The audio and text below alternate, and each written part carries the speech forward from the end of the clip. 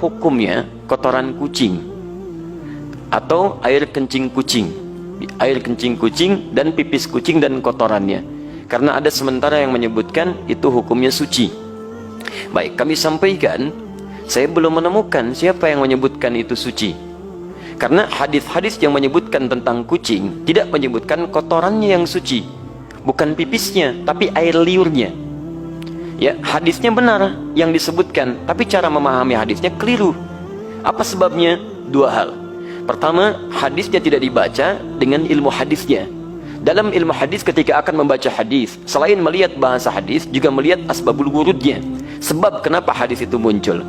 Antum lacak lagi tentang hadis kucing itu yang sekarang marak dibincangkan, itu setidaknya ada di Abu Daud nomor hadis 75, di An-Nasai nomor hadis 68, di At-Tirmidzi nomor hadis 92. Ketika disebutkan seluruhnya, itu merujuk pada sahabat Qatadah radhiyallahu taala anhu. Gimana kisahnya? Kisahnya ketika beliau berkunjung ke rumah anaknya, kemudian akan berwudu, menantunya melihat akan berwudu, air yang digunakan dijilat oleh kucing sebelumnya. Begitu dijilat, tetap air wudu itu digunakan oleh beliau. Menantunya bengong. Kata beliau, kenapa engkau bengong seperti itu? Maka dijelaskanlah oleh beliau, keluarlah kalimat itu, innaha laysat binajasin wa hiya minat tawafina alaikum. Saya pernah mendengar Rasulullah SAW pernah bersabda, ya, air liur kucing itu tidak najis. Yang disebut air liurnya, bukan kotorannya. Itu tidak najis, karena kucing itu hewan-hewan yang sering hadir di sekitaran kita.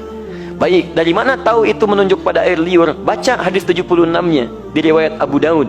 Ya, di situ ada riwayat dari Sayyidah Aisyah radhiyallahu taala anha menyebutkan, karena Rasulullah SAW diriwayatnya, raaitu Rasulullah SAW, saya pernah melihat Rasulullah SAW yatawaddau bifadlih. Beliau pernah berwudu menggunakan air yang pernah dijilat oleh kucing. Jadi berbicara tentang air liurnya, bukan berbicara tentang kotorannya. Sekaligus ingin membedakan air liur kucing dengan air liur anjing. Kalau air liur kucing menjilat bijana atau menyentuh bijana, maka tidak perlu dibasuh karena suci nilainya. Boleh antum gunakan airnya.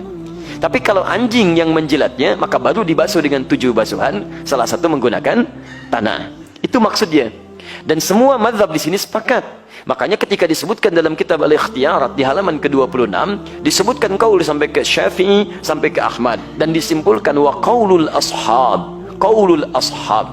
Dan pendapat para sahabat terkait dengan masalah ini, maksudnya para sahabat mazhab dari Asy-Syafi'i, dari Ahmad, mereka menyimpulkan, lihat kalimatnya, wa qaulul ashabi. Dan kesimpulan dari pendapat sahabat-sahabat mazhab menyimpulkan, al-ghurratu wa ma dunaha minal khilqati tahirun. Air liur kucing itu, ini pembahasan tentang air liur. Makanya tafsirannya disebutkan su'rul hurrah. Air liur kucing itu atau hewan yang lebih kecil daripadanya, ketika menjilat apapun maka dinilai suci. Kapan tiba-tiba muncul keterangan jadi, maaf, air pipis kucing? Nah, itu kitab pernah disalin lagi teman-teman sekalian. Tapi salinannya tidak melihat kepada manuskrip, ada pecahan-pecahan. Ketika disalin itulah muncul versi kitab, berubah dari kata qaul jadi baul. Baulul hurrah. Asalnya qaulul ashab fil hurrati. Qaulul ashabnya hilang jadi baulul hurrah. Baul itu artinya air pipis. Maka berubah terjemahan. Air pipisnya kucing itu suci. Dari sini bencana mulai muncul.